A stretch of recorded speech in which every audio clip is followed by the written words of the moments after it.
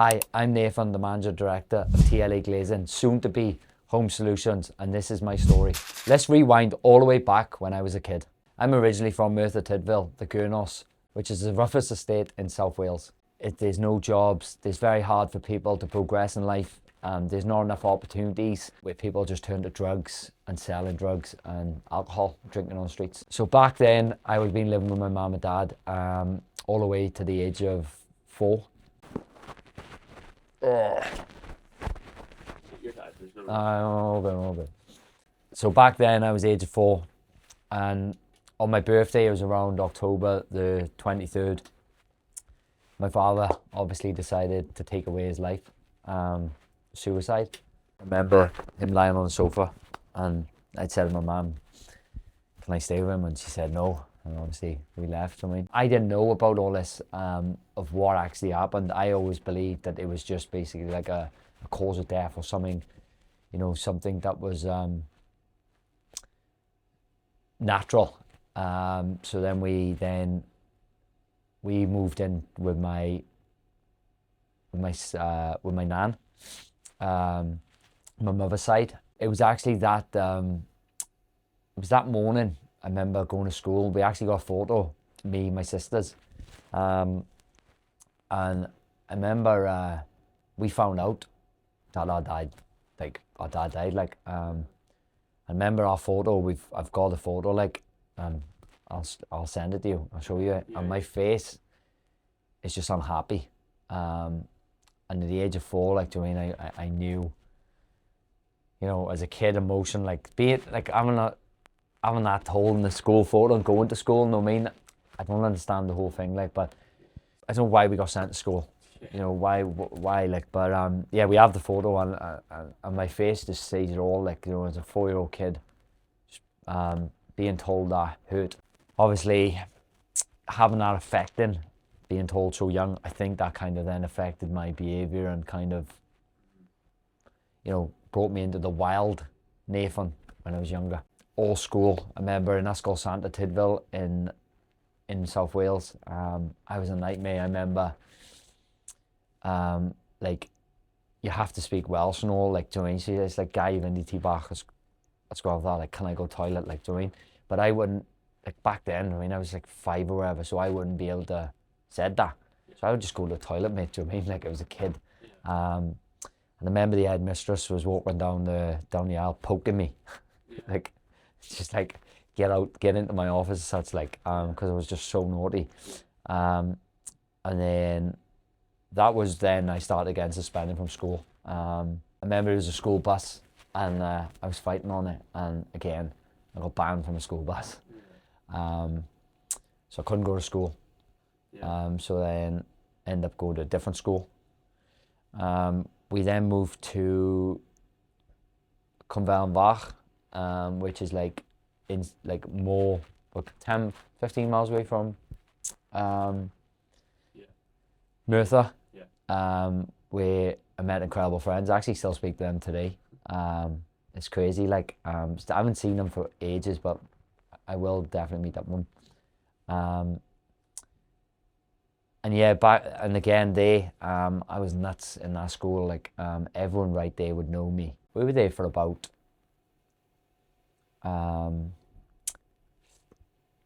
2 years maybe. And then I remember, do you know the best thing I remember in Cwmfel? I had this electric bike, and I would just be like driving around everywhere, picking people up, like, do you know what I mean? But I remember I drove like I used to give people backies, no mental, like, even, what would it have been, about 6, 7, driving on the road, do you know what I mean? Giving backies on a electric bike. But then we left that and we went to Blackwood. So I always feel all my life I've never been settled. I always felt like I was always on the move. So we're moving about, where I was living with a lot of different family members, because I was nuts. I was out of control, and everyone just thought I was going to prison.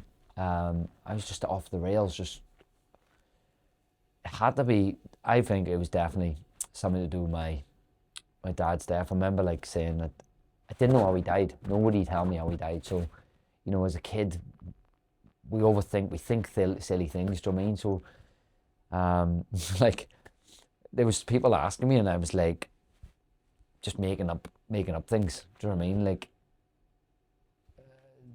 oh, he got hit by a car. Do you know what I mean? Like, I don't know. Like, people are asking, no, but I think the hardest part as well when I was younger, that would always hurt me, was Father's Day. You know, when you're going to school and it's all in front of you. Oh, am I going to here? And then that still hurts me. It's thing that's always missed. It's like a missing jigsaw puzzle will never ever be placed. So then we moved. Then we went to Blackwood. Then things started going downhill.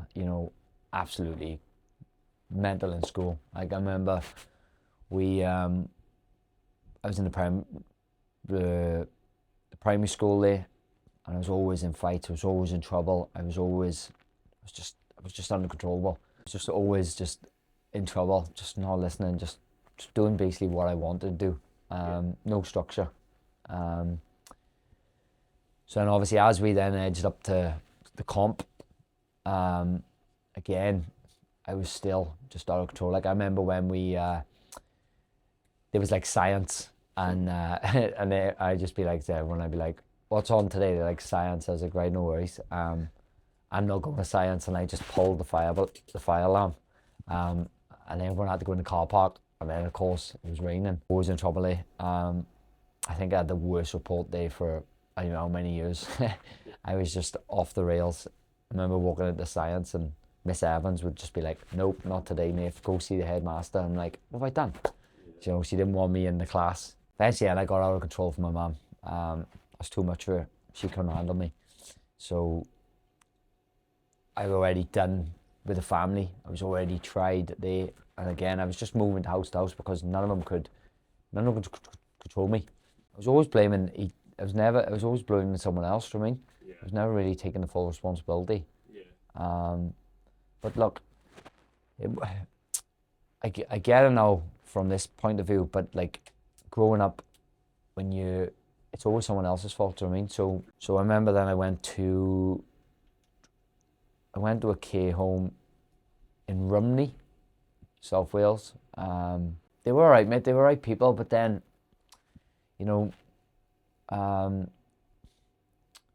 just started getting a bit.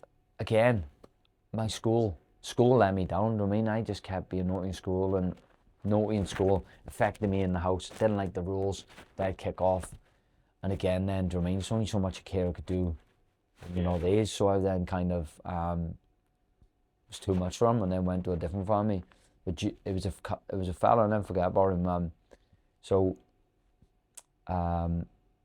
he was like he's very strict. He hit me, and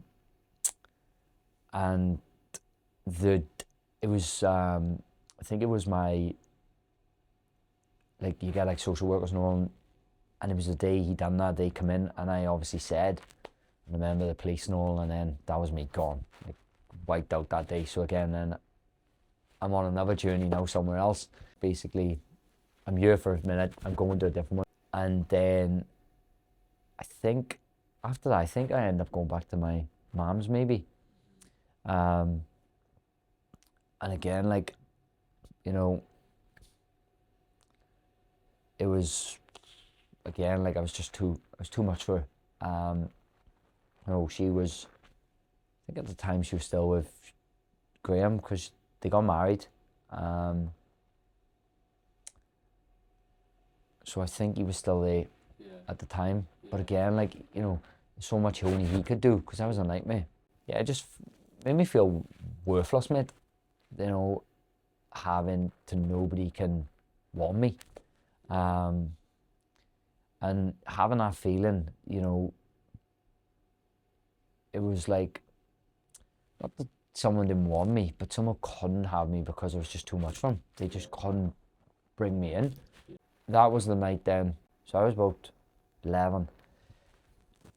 And then, like, I remember my mom, like, brought me into the room and then said,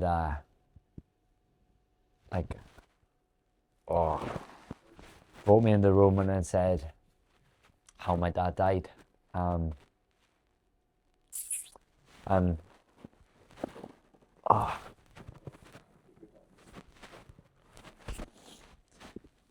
then kind of told me he killed himself, and that that was one of the biggest pills to swallow. Um, to know that I had no memories, as full. So I can only remember sitting, um, sitting on his knee or something, something like daft. And then he did take me to Arsenal. So he was Arsenal mad. So I always wanted to know why he did that. Yeah, like making up, like just convincing this is what happened, but really then it didn't. So I want to know everything. I want to know what he did, where, everything. I just lost. Like I remember I went upstairs and I locked myself in the bathroom at like 11, and like I remember then just like I had a belt, and I remember I just tied it locked the door and just tied it to the back of the door and just tried to take my life. I remember then the ambulance and the police smashed the door, like I was on the back of the door. I went straight to hospital. I couldn't even go to the toilet without someone like being next to me. I was proper overwatched for 2 weeks. Not that I don't remember the names, like, but there was good people there, and it was a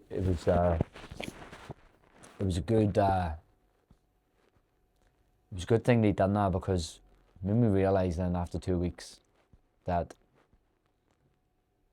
after I remember getting up in bed and I was just unfocused. I was just like, why? Like the answers I always want to know, why would you leave us behind? Also, it's kind of a hard pill to swallow. That's when I went back in the case. So they just said, look, I can remember them saying, look, it's somewhere temporary until we actually find you a home. So I feel like they knew at this point I was everywhere. They didn't want to put me in a home. I'm so glad, like, because I don't think I would have settled for that. Not settled for that. I think I would have just, loads of kids. I would have just been wild. So there was an amazing woman, Belle Dukes, who just, no words can explain that, how grateful I am to this day of her. So I remember she took me in. It was about 11 o'clock at night, and I went in. She was so like caring, like so caring. Remember like, oh, you're right, and all this year, like this house is yours and all this year, like it's so. That was her job. She was emergency foster carer. So I remember I felt so warming and welcoming, and I remember just like going to bed. And I remember saying to myself like what's next? Like, so I mean, like it's like everything's happened all this year, and I remember just being like life's meant to be great, and I'm here now. I'm in another foster home. This is emergency. I knew that. So I remember waking up the next day, and it was and then she got me breakfast, and she was just a bubbly character. Like, she was just wild, like amazing person. She'd do anything for anyone. She would give you a last toast. If I was the only food in the world, she would make sure you'd have it. So she welcomed me really warm. And I remember it was like, I think it was like the third day, maybe fourth day. It was my birthday, and she got me a phone. And I was so happy. Like, it was like a Nokia or something. I was just so grateful for that. And Jess, her granddaughter, she introduced me to her friends, which they're my friends today. But so everything was so good, and I knew that the time was coming up then for me to go, and I just was like, I remember just saying to her like, I don't want to go. And then she kind of, because it was a fellow already, it was Jason, and it was Michael at the time. I didn't know that, but Michael was actually adopted, Michael Jukes. I thought that was her son, yeah, so he was great. And I remember, I think I was going out somewhere. I remember coming home and she said, "I'm going to keep you." I was like, wow, like, do you mean, like, to actually feel wanted, for someone to accept that what was going on, and she knew what, well, she didn't really, well, she would have known because she would have had a brief description or whatever, but it felt like an amazing feeling. I mean, that I obviously never felt that before. So she had time for me, mate. Like, she would have, there was rules. Do you know what I mean? And her, like, so she's a Colwell. So, like, the Colwells are a massive family. They're very family oriented. So they would be all there for each other. So her family, like uncle, like, it would be Stuart, there'd be Anthony, with Michael living around the house, so he would be then he would pull me in shape, do you know what I mean? But again, Michael was only probably about in his 20s all day himself. Yeah, it was definitely a discipline, yeah. So I went into Bedford school. And then obviously with Jess brought me out with her friends, so obviously I started making friends then. And then I met, who's still he's like my brother, like, he's now my friend, like, I mean, he's close, very close, Gavin, which he happens to live here too. So ended up going to Bedford High School. Couple of days I think I was good, like, but again, it was just the 8 hours. I just couldn't stick it. Remember they were very good to me. Like, I remember having like a support teacher, Miss Howells. She was fantastic. It was my mate Jordan. I remember we were chatting, he said, "Let's go boxing." So I joined All Saints ABC Boxing Club. There's a cracking guy there, Don Braithwaite, or a fella. So I ended up there for about 4 years. I love boxing. Like, I fell in love with that sport. Having that routine structure, get it, the feeling of being able to punch something, but you're not going to get trouble. All that anger. I had so much anger built inside me.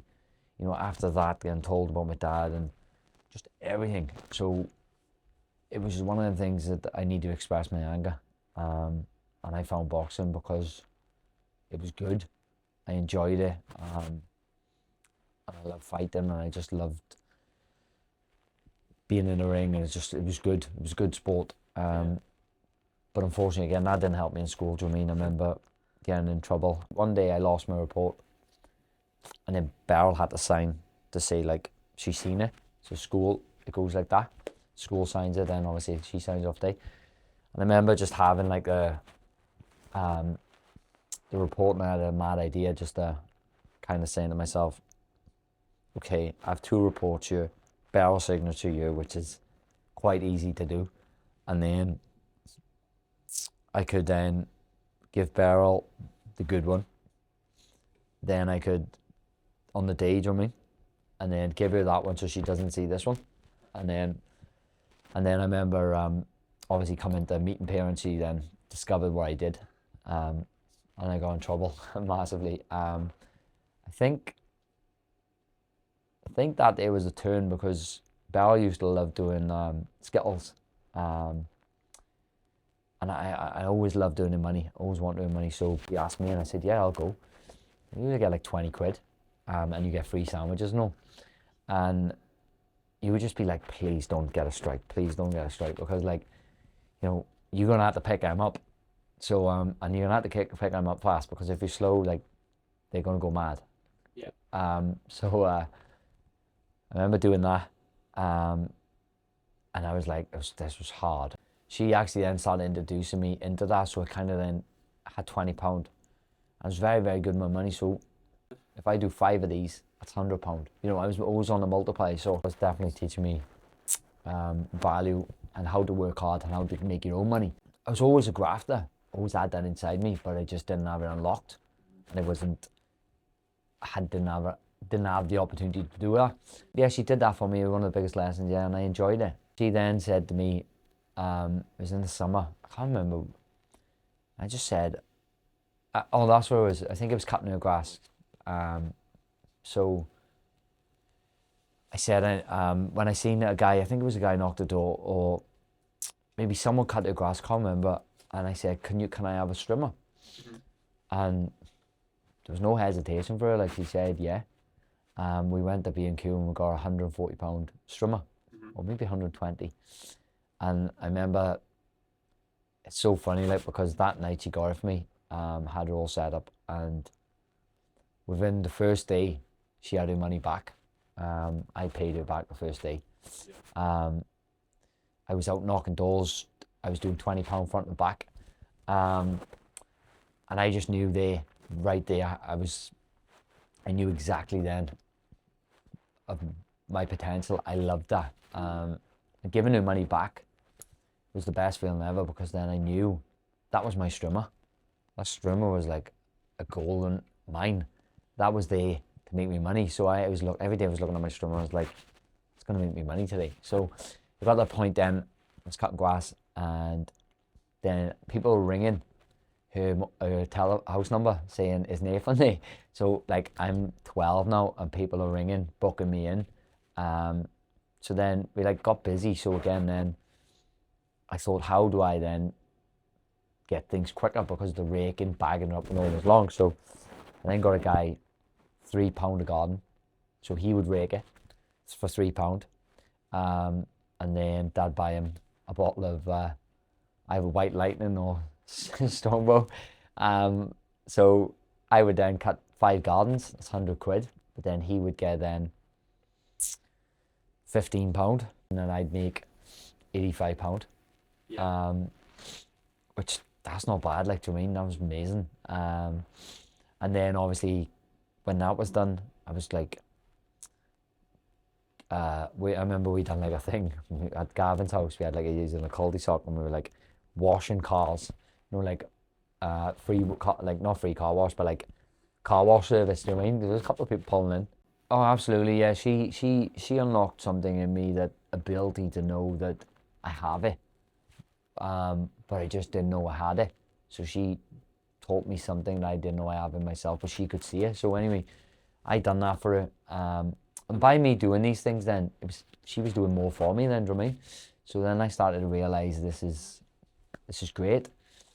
So again, then going back to school, when the summer was up and stuff, like, that's when, you know, I was getting back in trouble again, because school just was not for me. Like, I remember, it was like, I was so easy persuaded. If someone dared me, I'd do it. My mates wasn't really, probably what they saw was funny. You know, I remember the Bedwas High School has like the swimming pools inside the grounds. So the door was open, it was boiling. And I remember saying to one, I don't know how the conversation went, like, I think I was dead. And then obviously they videoed me. So I like stripped down into my boxers and run through into the thing and jumped. Apparently they said it was like a guy swimming. I jumped over him and landed in the water. I quickly swam out, got my school uniform on. And of course, the person who was soaking, that's who just jumped in the water, you know what I mean? So easy find. Beryl come right down. She wasn't happy at all. Like, I was actually grounded for, like, it was like half term. I was grounded for ages, like ages. I had my PlayStation took off. I had everything just wiped off me. Done. Coming home, eating food, going to my bedroom. And at that time I thought, like, at the time, obviously, what she done for me and all, what we built was like, kind of then thinking to myself, like, obviously I'm now seeing discipline where nobody showed me that. So obviously at that time I was like, this woman, like, is she crazy? Like, you know what I mean? You know, mad to think that I hate her for doing this to me. But it was the best thing she ever did, because since that day she did that, mate, I remember the barbecues. She bought this big trampoline, massive trampoline, like huge. And there's people lining up the street to go on. There's people that we didn't even know they wanted to go on this trampoline, right? It was huge. And obviously I done that. So I weren't even allowed on it. The grand opening, I wasn't allowed on the trampoline. So that was a lesson to me. They decided to take me to Fast Forward, which is a naughty school. And I actually think that that's where that helped me get out of the school system, because I didn't want to be a lawyer. You know, school, just I couldn't sit for a very long time. Obviously, having ADHD, my mind was too busy. I was always the class clown. I was always, I remember this teacher, Miss Bowcott. She has like sniffles, and she hated clicky pens. I remember going around into the library and bought loads of pens to give them out to the class, and we were just clicking, just all stupid things, just to make. I would always like to have the class laughing and disturb the lesson. So I went to Fast Forward, which was like, while all my mates were doing GCSEs, I was out quad biking, fishing. We still had to do classwork. Like, don't get me wrong, I had like a English. Like, I had no GCSE, so we were doing like English, maths for like a diploma sort of thing. But you were in the vibes of the same people then. Do you know what I mean? There was a good fella, Aaron Lester, but unfortunately he's not with us today. But we had some great memories. I met him. Do you know what I mean? He's from Clanbraddock, and it was so funny. Like, the things we had such a laugh. Do you know what I mean? And we were meeting all these other people who had the same stuff as us. Don't get me wrong, we were in trouble, but it was a different trouble. Where in school they put you in detention, and I remember I had to write loads of lines like, "I will not do this anymore," and you just write like "I" all the way down the page. Instead of writing across the page, you just go all the way down. But that detention, it kind of like you sit and reflect on how it wasn't like a normal one. Do you know what I mean? So it was them being around them people, like the people who's not showing up and not care the world, but they were drinking, but at that time I was still boxing, like, so I was still disciplined. I would then look at them and be like, I don't want to be like you. It was the older people in year 11 where I was like, no, I don't think you're cool. Like, do you mean I knew that I didn't want to be like them, but I was like them misbehaving. So it was kind of like a wake up call. Yeah. I remember then Michael, he he's a bricklayer, so he then seen me working and all, and then he was like, "Do you want to come out with me? I have a job here for you." I remember going down the river actually with the boys, and I was like, "Doing what?" He's like, "Labouring 7 to 7. We're going to be staying in a van." And I thought, that's class. Like, do you know what I mean? We're going to be staying in a van. We're going to go Swansea. I'm soaking wet, 7 to 7, lifting all bricks up to him, putting the mortar and all that on. Like, I think he taught me values as well. I loved that, working that. Like, do you know what I mean? Like, kid now, a 12-year-old getting paid 40 quid, 7 to 7, 12 hours a day, out soaking wet, they're on price work. So I'm getting all the blocks for them. What kid's going to do all these days, do you know what I mean? So it's like, it was good to actually experience that, do you know what I mean? Sleeping in the back of the van. I was flipping 12, yeah. And we had to open the doors. Obviously, it wasn't big enough. No, it was freezing. Like, remember I was 15, and I remember that Belle was trying to get the passport for me. They were all going to Thailand, and she was trying her best to get her off my mum or wherever she had to get the stuff, and I couldn't go. So anyway, I didn't know about all this anyway.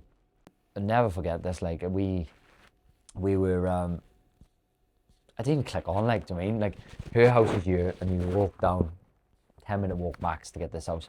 So they were like, right, jump in, we'll give you a lift to Lynette. So obviously we were going to Thailand, do you know what I mean? And I remember her just saying that you're coming with us. And that, like, was just like one of the greatest things I ever made. Like, really? Like, I'm going to Thailand? Like, do you know what I mean? I'll have to get the photo for you. Like, it was like, I was 15 there, I was tiny. Like, you wouldn't even think I was 15 there. Surrounded by all the lady boys, like, swarmed by them. Still this day, like, I don't think that holiday was just amazing. Like, getting brought to Thailand, you know, barrel paying for 2 weeks, staying in Uncle Stuart's villa. It was amazing, but it was a song grant, like a big water fight, you know what I mean, on the back of his van, mate. It was just brilliant, seeing the world, going to the islands. And it was the volcano ashes that time. It was like, I thought our flight was going to be delayed, but mate, it was just amazing. I remember getting off the plane, and I remember saying, like, I said to her, gee, I was like, geez, that engine's so hot, you know, because I got off the plane, and I could feel like the heat. And Stuart turned around and went, that's not the engine, Dave, that's the heat. I was like, what?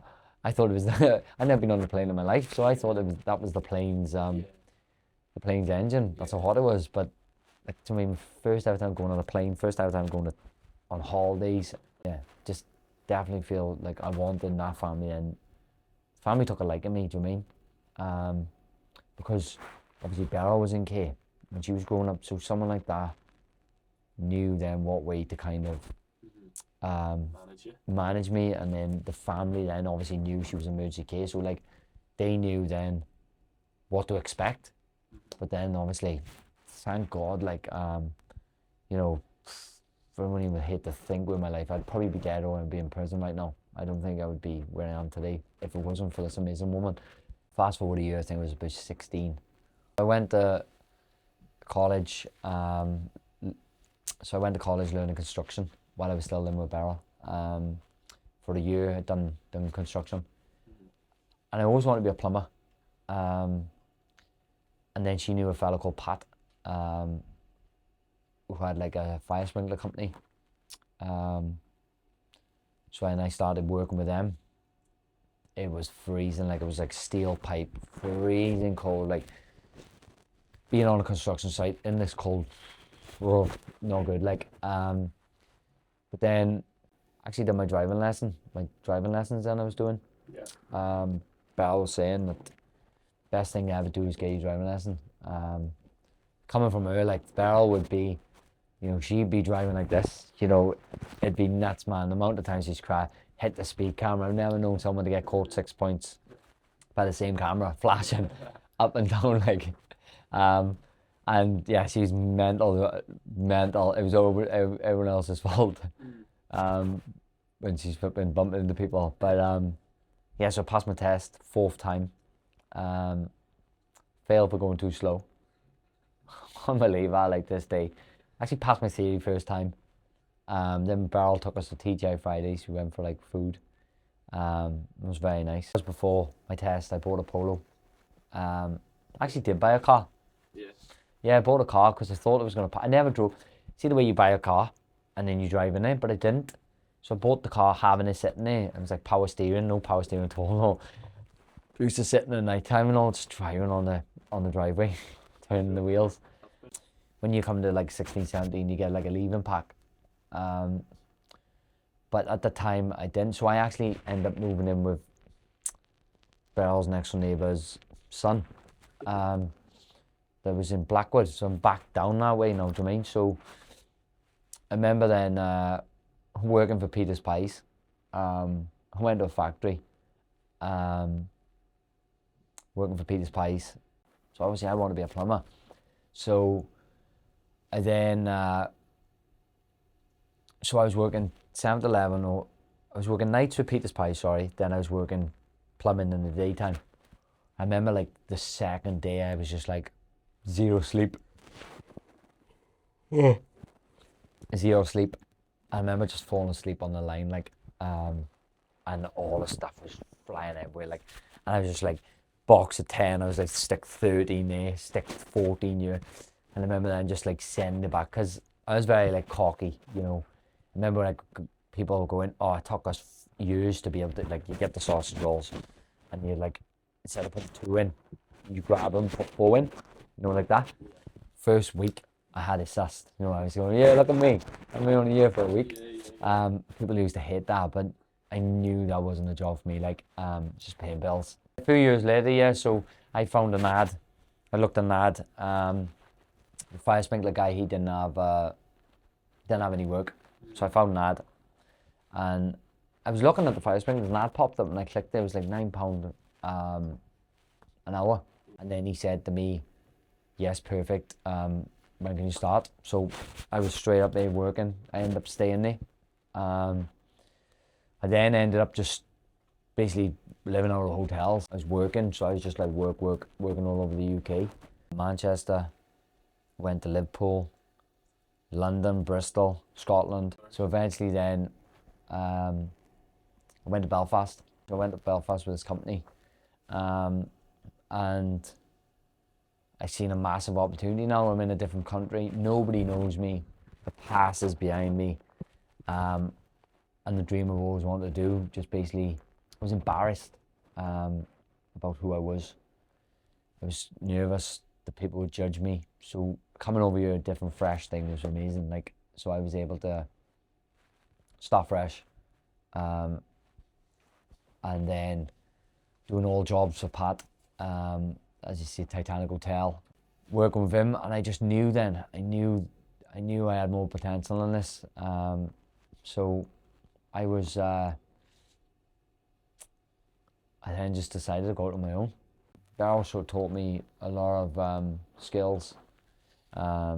She made me believe in myself. While I was working for that company, then I kind of then started off selling. So I was like doing like French door at night time. Do you know what I mean? While I'm working for him still, and I just knew then, like just 2019, I had my boy. I always wanted to be a father because obviously I didn't have a father. So having a son give me everything I missed having what my dad didn't do for me, I now do for my son. So that's why I'm such a good, dedicated father, because my boy means the absolute world to me. He means that much. I got him on my leg. So I'm always looking at him. He was a COVID baby, so I remember it was sacrifices, you know, when he was a baby. I did miss a lot of his baby life. He's 6, he's coming at 7, so we'll always remember the times now we have together in the memory. So building that business while he was young was the best thing I ever did. It was the hardest thing, don't get me wrong, to now pick him up from school. I wanted him to have a role model. I wanted him to look up to me as a dad, to that how successful my dad is and what my dad done for me, and just basically let him be proud of me. I want my boy to know that what I'm doing in life for my business, where I was growing it, I wanted him to know it was for him, and to be able to give him something in life that someone didn't give to for me.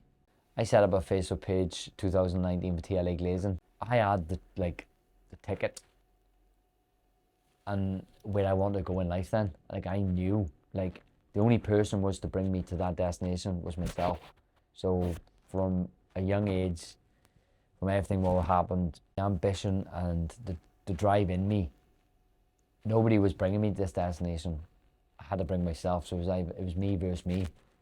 So then yeah, I just went straight all in. Bought a van. Got a van all the way down in Derry, London, Derry.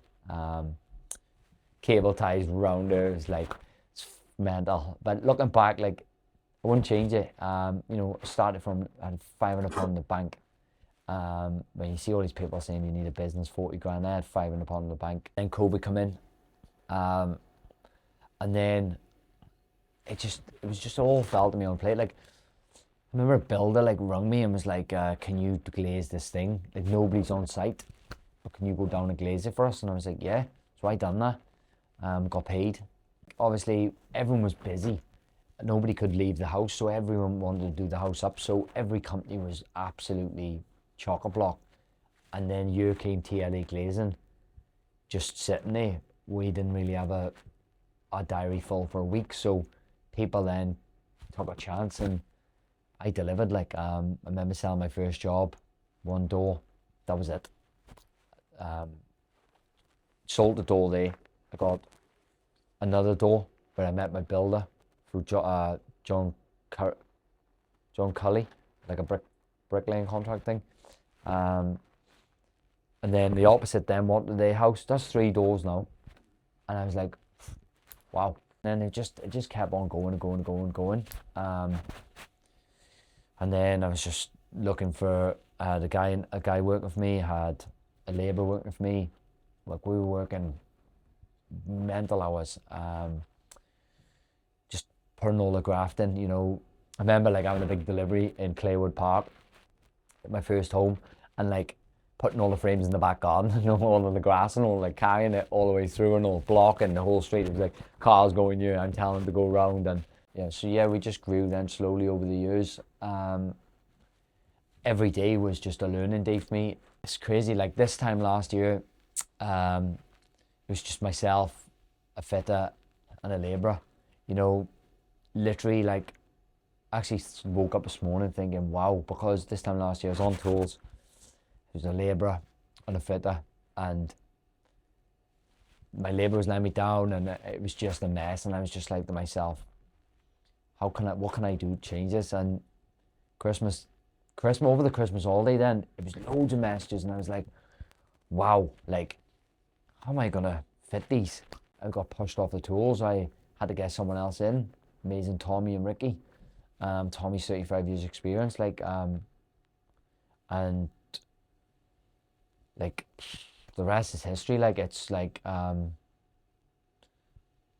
this year's been absolutely mental. Like, the jobs we've had, the people we've met, going to Poland, sitting down with entrepreneurs, sitting down with millionaires.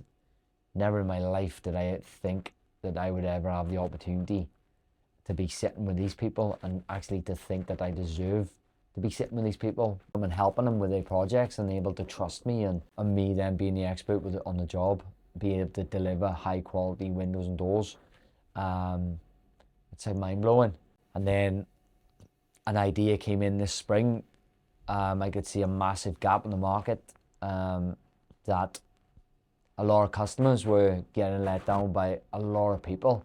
You know, the stories I was hearing about, a customer had a bathroom 3 times for a bathroom, that just wasn't right. Listen to people's pains about the painting, about the floors, about the joinery, about the plumbing, about the sparks, about the plasterers. The list goes on.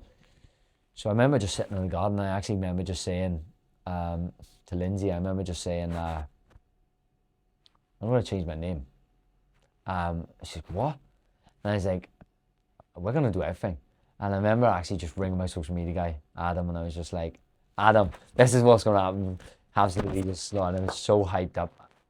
But nobody see what I had a vision just come to me. And I just said to myself, like, I can do this. And obviously, with Beryl giving me the belief in me that I can do anything and I can achieve anything I put my mind to. Because that's my mother, she used to say to me. So, and with me, when I have something, I'm going to get it. And there could be loads of people tell me don't do it if it's such a bad idea, but I need to go do it. I remember I started MTP Pikers, it didn't work. I started Dragon Vapes in Wales, it didn't work. I had this time last year, I started the company TLE Removals, it just didn't work. And I seen a thing on Instagram saying Beyonce sang so many songs until she sang that one song, Halo, and that Halo made her. So I was sitting myself going, I have all these guys. Opened my phone and I was like, I have everyone that can actually do this, what I'm actually thinking you. I'm listening to so many people, pains, being ripped off, bad workmanship. You know, people that now I'm seeing that I put on my story saying, brilliant idea, this is amazing, because they knew what I could deliver for windows and doors. They now trust me, and the guys I have around me, I give builders their Terry, my plaster Eddie to people, and all I hear is, oh my God, they were awesome, I didn't want them to leave. The high level of work we put in, of over 240 5-star reviews, I can say now. Yeah, so we're able to now save a lot of customers pain and stress from getting ripped off, from getting bad workmanship, from getting people in the house, they're getting off the marketplace, Gumtree or Yellow Pages, wherever they're getting them. They know all they have to do is ring TLA Home Solutions and say what they want. And I'm going to be out there and I'm going to help them get exactly what they want with the cost of their budget, so we're not ripping them off. And meaning then they're not going to be getting things done in a few years. They know the workmanship is high, level, and they knowing that people are going to turn up, they're not going to let them down, and they can trust us, as we've proven that with TLA Glazing. I want to build an absolute empire for my boy, and I want to make sure that he has everything that what I didn't have, of going on holidays or getting boat things or going boat. Like, I didn't have nothing, so I make sure that I give my boy everything and anything possible. So he is the one that then made me drive to who I am today. The uncomfortable positions, I just always think about my son. You know, if I'm in a position I'm very uncomfortable with, but I know it needs to be done, I'll just think the life I'm going to give my son. But my boy has such a big drive. Like, he wants to own a zoo in Africa, and he also wants to own an aquarium with a humpback whale in.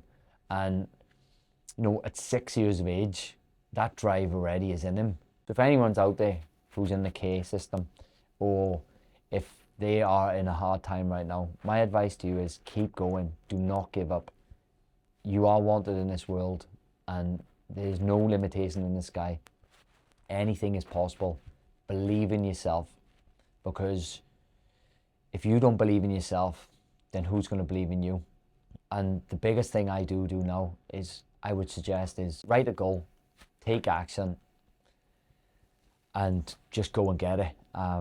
I write my goals every day. I write my gratitude.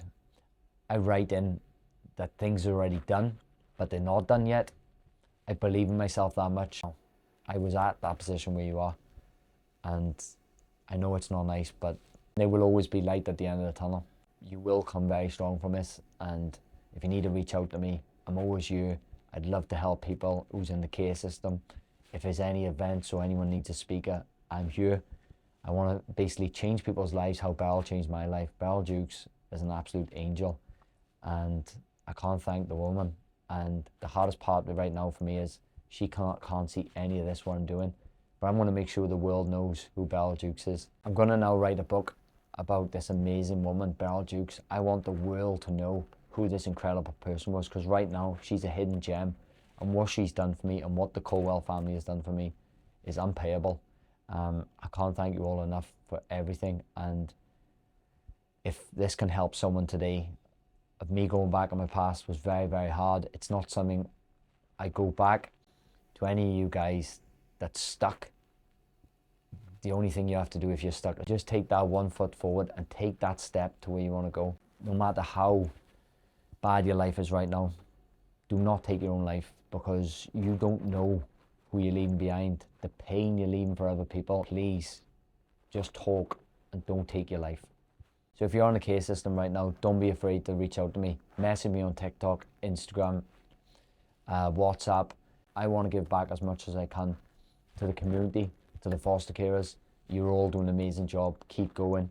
I would love to speak or do what I can to help you guys. Thank you so much.